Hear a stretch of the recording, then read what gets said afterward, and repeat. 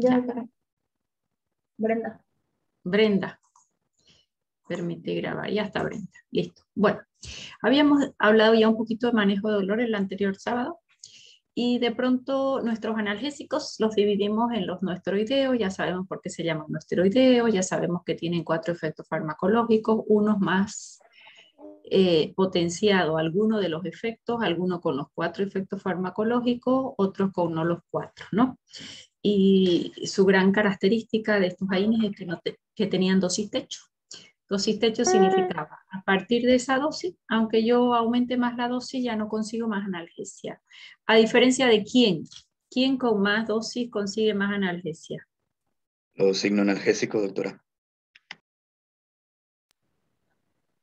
Los hipnoanalgésicos, ok. Los hipnoanalgésicos, pero ¿qué efecto adverso importante tenían los hipnoanalgésicos? Que ya los vamos a revisar. Hipnosueño, provocan sueño y depresión respiratoria.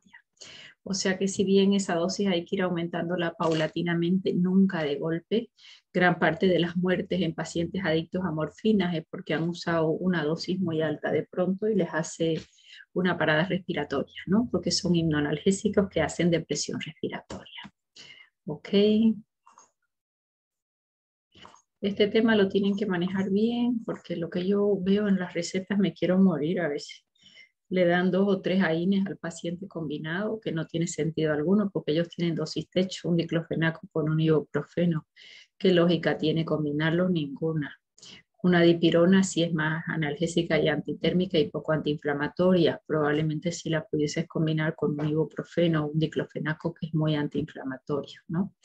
O un paracetamol que es analgésico, es antitérmico, pero no es antiinflamatorio, a dosis media combinar con un antiinflamatorio que también es analgésico y también tiene menos efecto antipirético, pero mitad de dosis de cada uno de los dos. ¿Por qué? No se olviden nunca, tiene dosis techo. Más allá de la dosis máxima determinada, no conseguimos mayor analgesia, ¿no? La analgesia hemos visto que es a nivel periférico, gran diferencia con la analgesia a nivel central que van a ser los hipnoanalgésicos. Y estoy hablando no de un dolor crónico, más bien de un dolor agudo, por donde hubo una agresión, si se agredió doble membrana lipídica, ya sea física, química, biológica, térmica. La agresión se libera fosfolipasado y nos alimenta la vía principal de la inflamación, además de la alterna, ¿no? Para el dolor, rubor, edema, tetraecelso es la vía principal, que es la vía de la ciclooxigenasa. O sea que estos analgésicos modulan el dolor desde el punto de vista periférico. Algunos, como el ketoprofeno, probablemente tienen un componente central extra. Otros fármacos, como una dipirona, tienen un extra también en analgesia, ya la vamos a ir revisando, ¿ya? En contraste con la acción analgésica que provocan los narcóticos, que estos sí, narcóticos son derivados de morfina, son los hipnoanalgésicos, que estos sí actúan a nivel central. Estos de acá, ¿para qué tipo de dolor son los AINES? Eso ya les dije el sábado. ¿Para qué tipo de dolor? ¿Nadie se acuerda? No entraron a la clase del sábado, eran poquitos alumnos. ¿Qué tipo de dolor? ¡Vamos!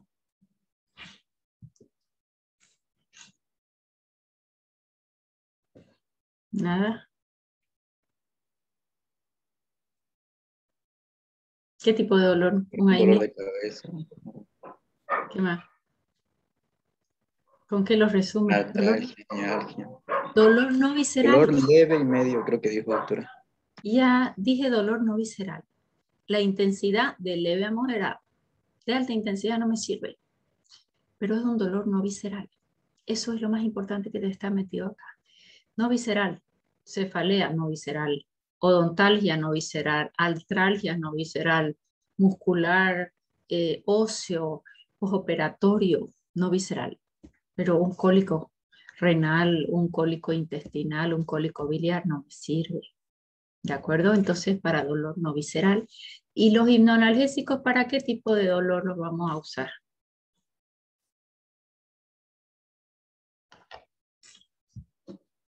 Cualquier tipo de dolor, les dije. Dolor de cualquier etiología visceral, no visceral, el que ustedes quieran. ¿Cuál era el único dolor que yo comenté que no era útil en los hipnoanalgésicos y que había que usar? El del miembro fantasma, doctora. El dolor, eso, caballero, bien. El dolor del miembro fantasma, ¿no? Cuando han amputado un órgano y ese órgano le duele al paciente. Ahí usamos una combinación de antidepresivos tricíclicos con bloqueadores de canales al sodio que son anticonvulsivantes para un dolor neuropático, ¿ok? Algunos son antitérmicos, unos más que otros. ¿Quién es el antitérmico más usado y el único que tenemos en Bolivia en vía endovenosa? O parenteral, porque lo puedes colocar intramuscular. ¿Cuál es el único?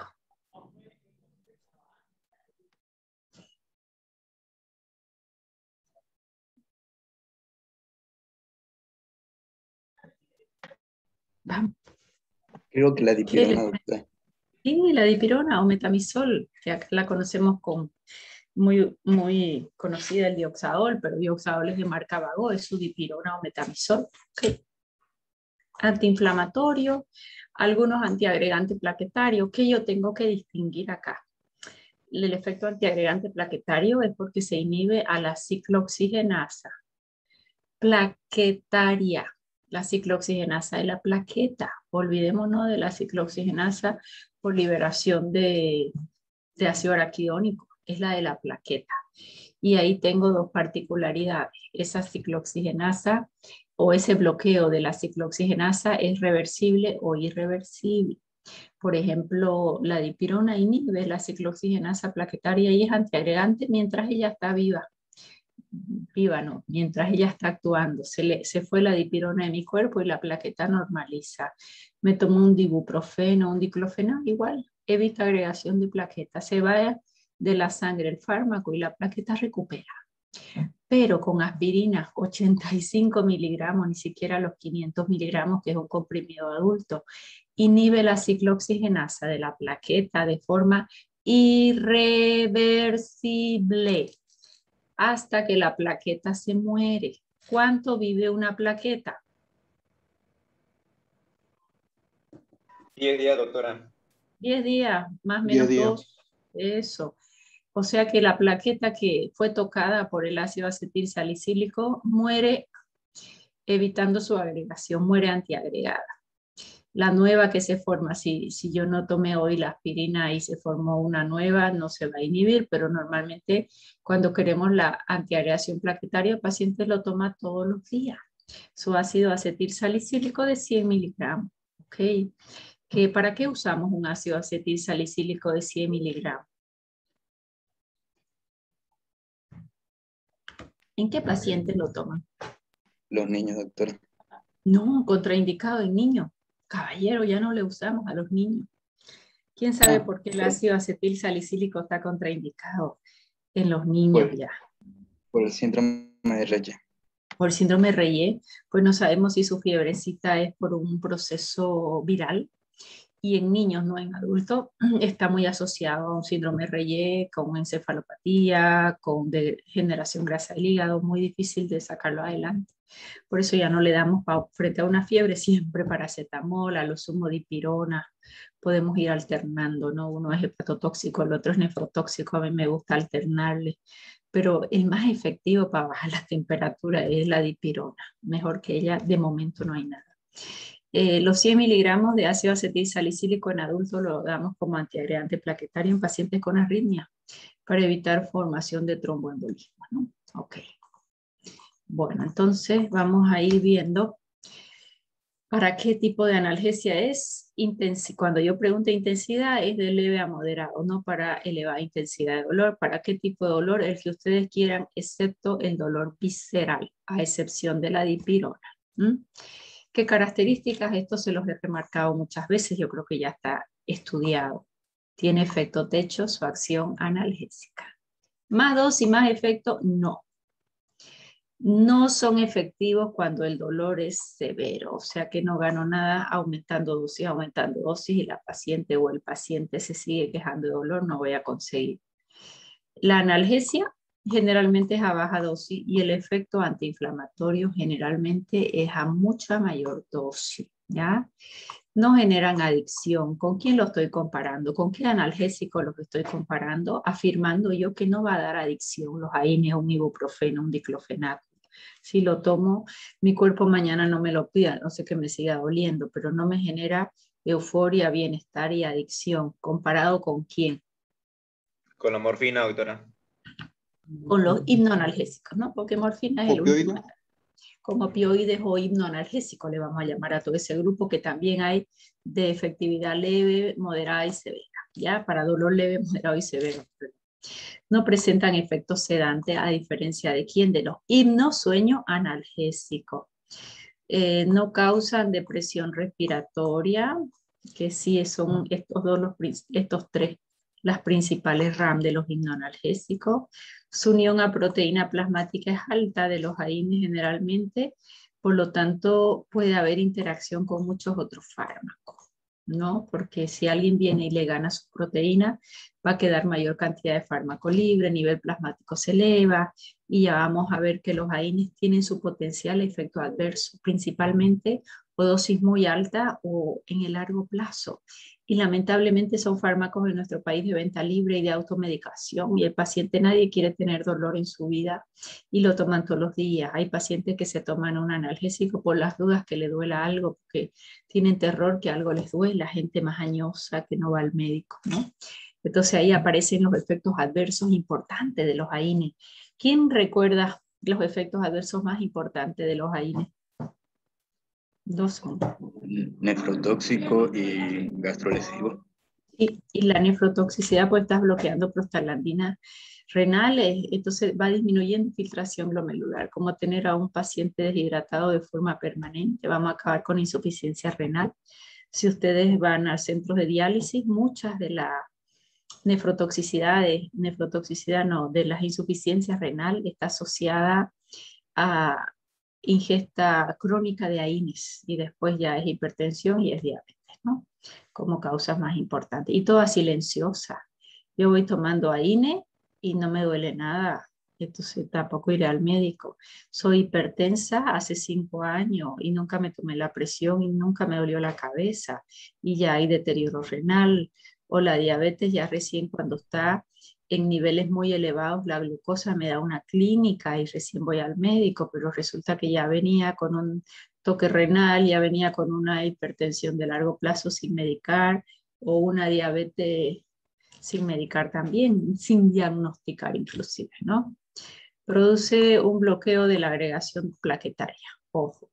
Puede ser reversible o puede ser irreversible. ¿Cuál es el único fármaco que bloquea la ciclooxigenasa plaquetaria de forma irreversible? La aspirina. Sí, señor, ácido acetilsalicílico. ¿A qué dosis? Inclusive con 85 miligramos. Los comprimidos vienen de 100 para asegurarnos que llegue por lo menos 85 miligramos a sangre. ¿Okay? Algunos AINES son más antiinflamatorios que otros, unos más antiinflamatorios, otros más analgésicos, otros antiagregantes, ya eso vamos a ir viendo en cada grupo de ellos. Bien, la clasificación se van a chocar con su librito y van a echarle una miradita, ¿ya? Y en clasificación yo no les exijo que sepan exacto si es derivado de ácido acético o propiónico. Vamos a profundizar los más utilizados en nuestro medio en detalle. ¿Para qué lo voy a usar? Dosis mínima, dosis máxima. ¿Qué efecto farmacológico tiene? ¿Qué reacción adversa? Dosis mínima, dosis máxima. Sin embargo, ellos se clasifican en salicilatos. Probablemente son unos de los más antiguos. ¿Quién se lleva la flor acá? Se lleva la flor el ácido acetilsalicílico, que viene desde un comprimidito de 100 miligramos hasta comprimidos de 500 miligramos y de 1 gramo, ¿no? Los salicilatos generalmente los usamos en geles para el dolor, los salicilatos de metilo. Luego otro grupo químico son las pirazolonas. Su núcleo químico muy diferente al anterior, más comparten el mecanismo de acción. Y ahí tenemos la dipirona. La fenilbutasona se usaba antes, pero se vio que había mucha casuística de nefrotoxicidad, un poco mayor de la que existe con los otros fármacos, y también de anemia aplástica, ¿no? La anemia aplástica pues es una reacción adversa irreversible básicamente, por una depresión en médula ósea que terminará en un trasplante, ¿no? Entonces, retirada casi del comercio la fenilbutasona. Entonces, hasta ahí tengo salicilato, pirazolona. Para aminofenoles, es casi el nombre de quién, del paracetamol, o sea que aquí vamos a estudiar ácido acetilsalicílico, vamos a estudiar la dipirona, vamos a estudiar el paracetamol. Dentro de los indoles de todo esto, el que usamos es la indometacina. Yo les voy a marcar los que nosotros vamos a profundizar. O sea que uno se lo aprende automáticamente, esos salicilatos, paraminofenoles, pirazolona, los indoles. Estos derivados del ácido arilantranílico, no usamos básicamente casi ninguno de acá. Y nos vamos a los derivados del ácido acético. No quiero estas subclasificaciones que se lo aprendan de memoria, si es un aril, pirrol, no. Pero sí que me sepan quiénes, qué fármacos son más analgésicos, más antiinflamatorios, para qué tipo de dolor, cuál es su franja terapéutica, sus principales ramas, su aplicación clínica. Diclofenaco sí, sódico es diferente al potásico, simplemente en quien le acompaña. ¿Quién va a producir más elevación de presión arterial? El sódico que el potásico. Muchas veces los pacientes toleran mejor al sódico que al potásico. Bien, esos dos son los más usados. De acá en el pirrol acético, el ketorolaco. Probablemente el ketorolaco sea el de mayor analgesia. Hay estudios que comparan, yo hice una tesis comparando analgesia del ketorolaco con el ketoprofeno y con la dipirona, pero a dosis equivalentes entre ellos. Y probablemente entre ketorolaco y ketoprofeno en otros pacientes sean los de mayor analgesia. Si yo quiero una analgesia bien importante, probablemente use ketorolaco a dosis techo, mucho mejor que un paracetamol a dosis techo. Probablemente mucho mejor que un ibuprofeno a dosis techo. O sea que como analgesia, probablemente ketorolaco esté dentro de los de mayor analgesia, casi con dosis equivalente en la línea de ketoprofeno y probablemente de dipirona. Luego de aquí nos vamos a... Estos oxicamos es otro grupo químico que se caracterizan por tener semivida más larga. Significa que si un diclofenaco lo tengo que dar cada 8 horas o un ibuprofeno cada 6 o cada 8 horas, el oxicamo lo voy a dar 1 por día. En el mayor de los casos, cada 12 horas.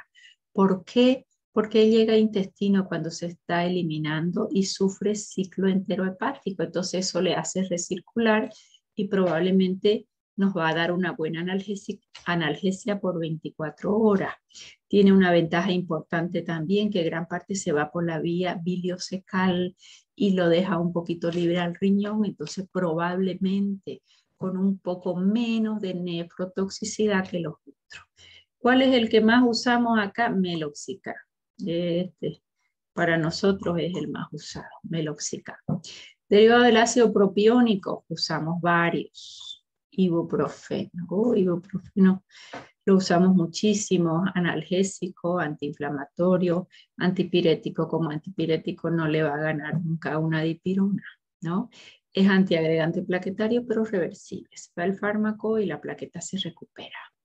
El ketoprofeno con una, probablemente a dosis equivalente, con una efectividad ketoprofeno similar a la del ketorolaco. Muchos estudios, los dos vienen en ampolla, además de comprimidos, ¿no? Comparan el efecto analgésico de ketorolaco versus ketoprofeno, ¿no? Luego el naproxeno, también semivida intermedia, no tan pequeña como la del ibuprofeno, ni tan larga como la del meloxicamo, buen antiinflamatorio también. En dolores óseos, dolores iniciales del CA también. De aquí nos vamos a clonicinato de lisina, derivadas del ácido nicotínico. Este clonicinato de lisina se los he puesto ahí con rojo, porque no es que comparte perfectamente el mecanismo de acción de los AINE, sino que tiene algo de efecto sobre músculo liso, o sea que estamos hablando de un dolor visceral que lo diferencia de todos los anteriores, ¿no? Probablemente. Luego de acá, ya no usamos nabumetona ni mesulida, fueron antiguos. Esos que yo he remarcado son los más importantes que vamos a revisar uno por uno con toda su farmacología, ¿ya? Sí es bueno saber que ácido acetilsalicílico es un salicilato, esto es una pirazolona, pero estos subtítulos de qué grupo químico yo no les voy a exigir. Sí que me sepan muy bien el manejo de los fármacos. Preguntas hasta aquí.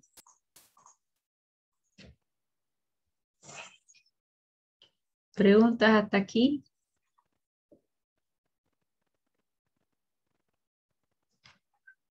No hay Disculpe, preguntas. doctora, aquellos AINES que, o sea, como la dipirona o el delicina, que actúan sobre músculo liso, ¿van a servir para el dolor tipo visceral o no?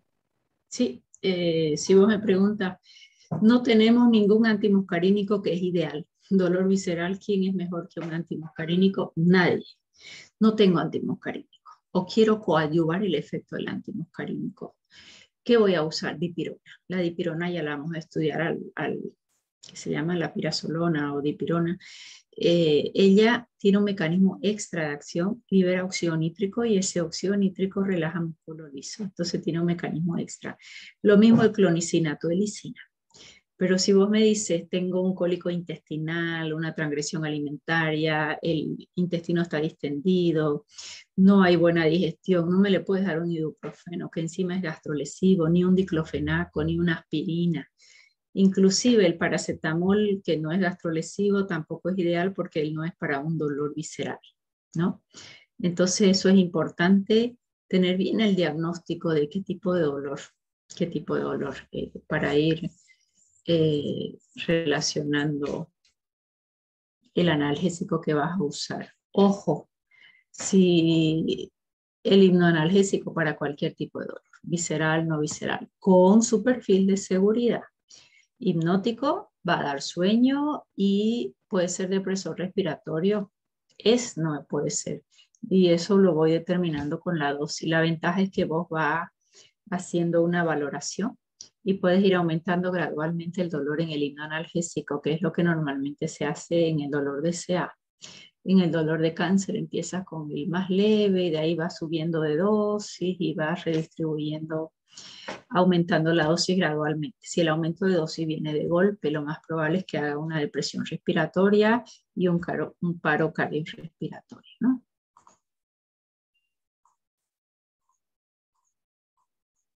¿Quedó mejor, caballero? Sí, doctora, todo claro.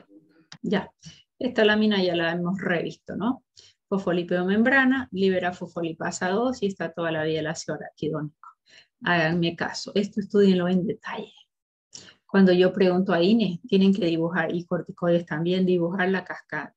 Esta cascada es mágica, saberla siempre en detalle, porque incluso todos los fármacos nuevos, toda la bioquímica de los procesos alterados es esta en inflamación. Nadie no puede manejar con exactitud la cascada de inflamación, así como cuando les pregunté los IECA, me dicen inhibe la enzima convertidora, nadie me hizo ahí un gráfico de ver de dónde salió esa enzima convertidora.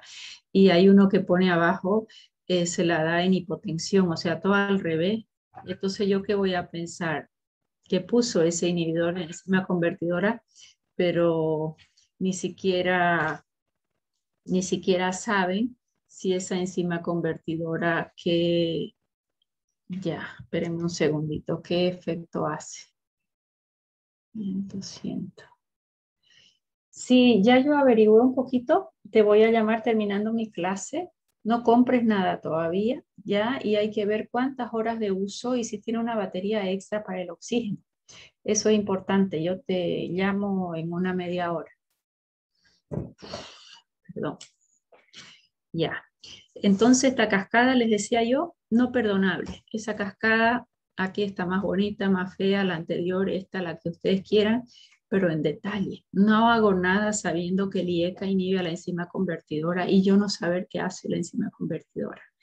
No hago nada que me digan que los glucocorticoides estimulan la lipocortina y que la lipocortina inhibe a fosfolipasa. ¿Y qué es la fosfolipasa? No lo sé, no sirve.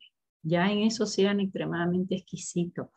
Ojalá hasta antes de terminar nuestro año con ustedes, tengamos por lo menos unas cuantas clasecitas y nos dediquemos solo en la pizarra entre todos cuando tengamos todo avanzado, a hacer casos de pacientes y a ir razonando cómo yo voy a medicar, qué problema de salud tengo, qué clínica va a dar ese paciente, qué objetivo terapéutico, con qué fármaco lo consigo, una vez elijo mi fármaco. Si no se acuerdan, buscamos la dosis mínima y máxima. Cada cuántas horas, qué efecto adverso voy a esperar, cómo voy a medir la efectividad de mi fármaco. De eso se trata la farmacología, bien pensada. Yo por ahí una dosis que me pongan 50 y era 5, no le doy tanta relevancia por ahora, porque cuando empiecen a usarlo y lo vean el fármaco sí se lo van a acordar, estoy casi segura. Más el razonamiento de cómo llego yo a utilizar este o aquel fármaco, eso va a ser importante, ¿no? Bien.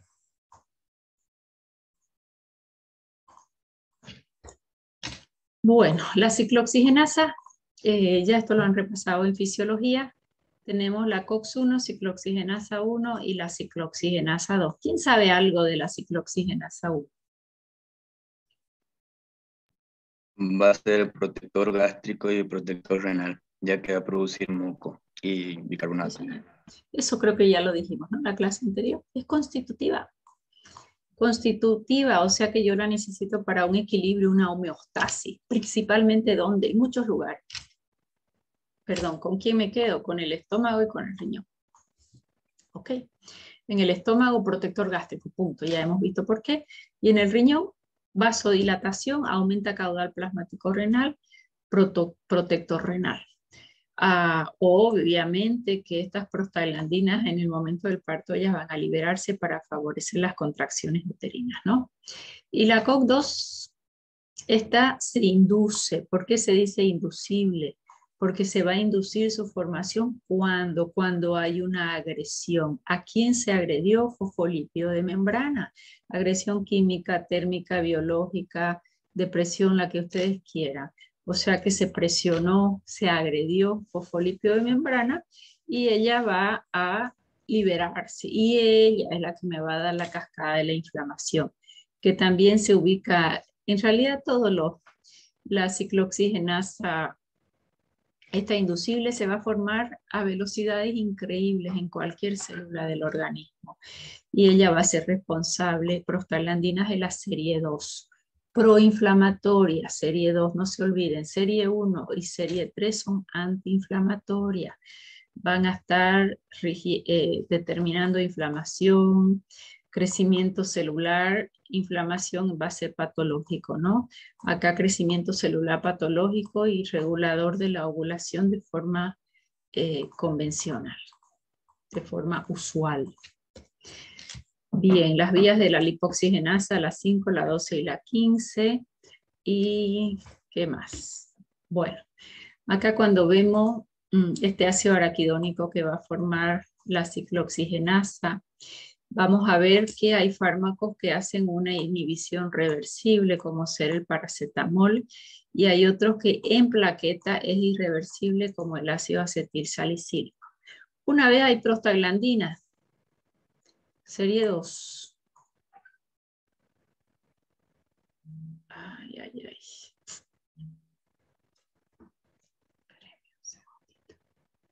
Listen, le devuelvo la llamada en 15 minutos. Estoy en clase, no es urgente, ¿no?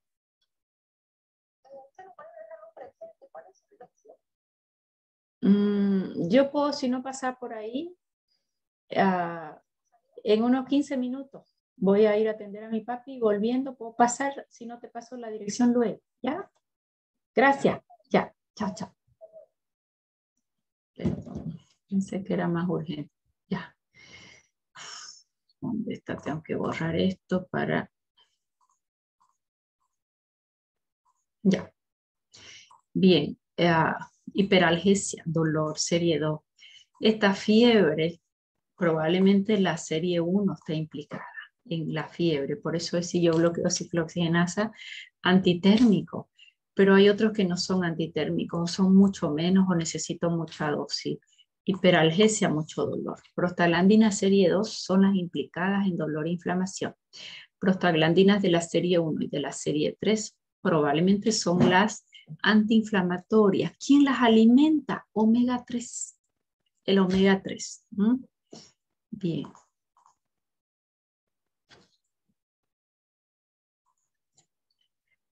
¿Qué es lo que van a hacer estas prostaglandinas? Estas prostaglandinas tienen sus efectos biológicos, sí, y no se les tiene que olvidar nunca. Cuando ocupan el receptor del dolor, aumentan la sensibilidad al dolor, provocan dolor. ¿Ok? Sobre el hipotálamo aparecen estas prostaglandinas, la 1 y la 2 son las más implicadas. La 1 probablemente aumenta la temperatura y me hace fiebre.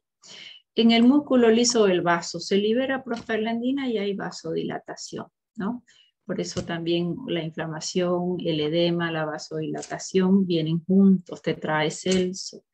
Aumenta secreción del jugo gástrico porque las prostaglandinas eran protectores gástricas, disminuyen ácido clorhídrico, mejoran flujo sanguíneo local, mejora el moco y mejora el bicarbonato. Yo la bloqueo, por eso es que es tan gastrolesiva.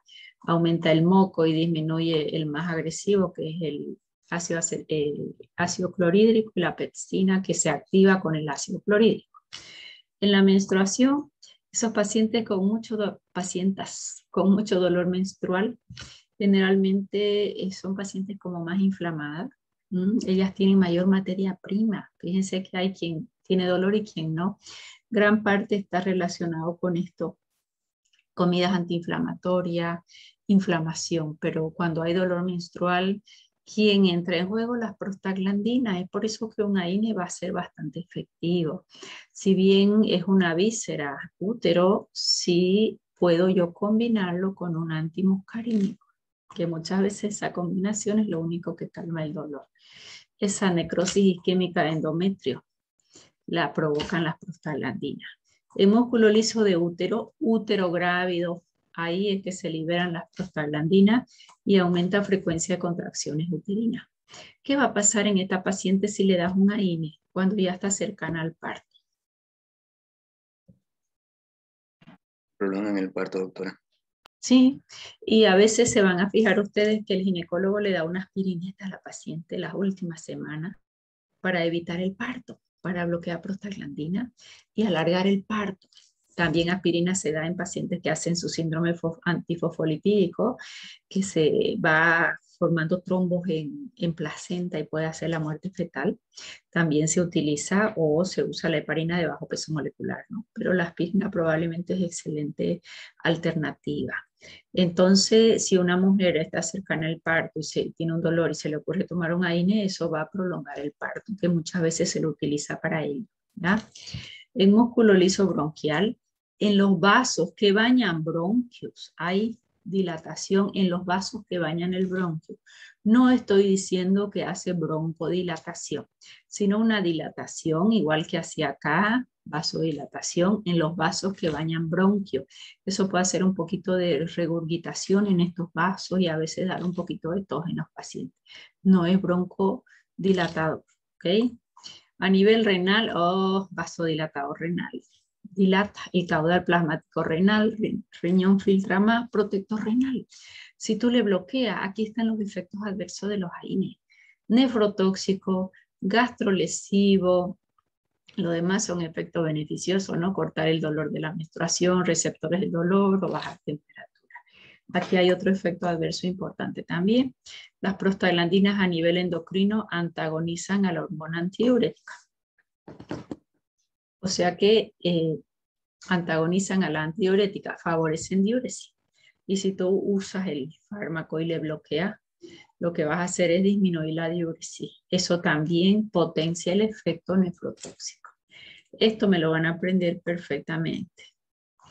Todos los efectos de prostaglandina, que son los más significativos, y el mecanismo de acción de toda la cascada de la inflamación, háganlo 100 veces en su pizarra hasta que lo aprendan y no se les olvide nunca, ¿ya? Toda la farmacoterapia en dolor está muy enfocada a esta bioquímica del proceso inflamatorio. Y la mayoría de las patologías prevalentes en nuestro medio, ¿a quién tienen de denominador común? A la inflamación. Llámese hipertensión, llámese diabetes, llámese Parkinson, llámese Alzheimer, llámese cefalea.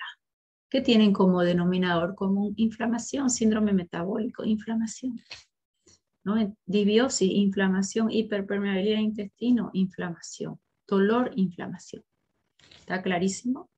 Hacia dónde va un poquito el enfoque de las nuevas medidas en fármacos. Bueno, tenemos los fármacos, de pronto los que inhiben a las 2-ciclooxigenasa, o inhiben más a la COX-1 o inhiben más a la COX-2. Por ejemplo, inhibidores bien específicos de la ciclooxigenasa 1, que es la constitutiva, todavía no hablo de un efecto antiinflamatorio, dosis bajita, es la aspirina a baja dosis. Ácido acetil salicílico, acá hay un error de así, al revés. Ya la A antes y la S después. ASA. No ASA, AAS, ácido acetil salicílico a baja dosis. Pues los inhibidores no específicos, ¿qué significa? Que van a inhibir a la COX-2 y también van a inhibir a la COX-1. 50-50, igual mitad-mitad. Lo que más uso, diclofenaco, ibuprofeno, naproxeno, piroxicamo escapa un poquito de los COXIF, de los inhibidores de la COX-2. Los que inhiben la COX-2 preferencial, estos son por mecanismo de acción. Meloxicam, etodolaco, ellos eligen más a la COX-2, pero hay unos que se llaman, estos se llaman inhibidores preferentes de la COX-2 y poquito a la COX-1. Y estos son casi específicos de la COX-2, son diferentes los grupos. Estos son los COXIF, Celecoxib, Rofecoxib. Esto, imagínense, cuando recién se sintetizaron fue una bendición. Queda el efecto analgésico, queda el efecto antiinflamatorio, y como solo inhibo a la COX-2, deja de ser gastrolesivo, deja de ser nefrotóxico, que son las dos ramas más importantes que en el largo plazo pueden complicar al paciente. ¿Y qué se vio? Que en el uso en pacientes más añosos y de un tiempo prolongado, favorecían agregación de plaquetas y trombos, y los pacientes empezaron a morirse de infartos y trombosis con este grupo de fármacos. Se retiraron del comercio después de haber hecho bombos y platillos. Imagínense, tengo el efecto analgésico antiinflamatorio sin su gastro y nefrotoxicidad. Después de tiempo se volvieron, acá tengo muchos intereses económicos de por medio. Quien está estudiando un fármaco invierte mucho en una industria y después tiene que recuperar su inversión, por eso se le da la patente y después le mete a los médicos y a todo el mundo que receten mucho sus fármacos porque necesitan ganar dinero. Entonces todo esto mueve mucho la economía, ¿no? No es que nadie de buena gente está investigando fármacos para ver qué pasa, no. Se retiran del comercio y después se vuelven a introducir. Hoy se utilizan, sí. Queda menos de un minuto. Vamos a seguir el próximo jueves, ¿ya? El próximo jueves intentamos hacernos por lo menos 3 Zoom y me van a revisar. Léanse, Flores, son 6 o 7 hojitas nada más. Todos los grupos terapéuticos, paracetamol, salicilato. Yo, terminando esto, voy uno por uno los fármacos más usados con todas sus características, dosis mínima, máxima, sus efectos farmacológicos, sus reacciones adversas, ¿ya? Ayúdense con eso. Cuanto más lean la clase van a poder preguntar más, vamos a poder conversar a mayor profundidad.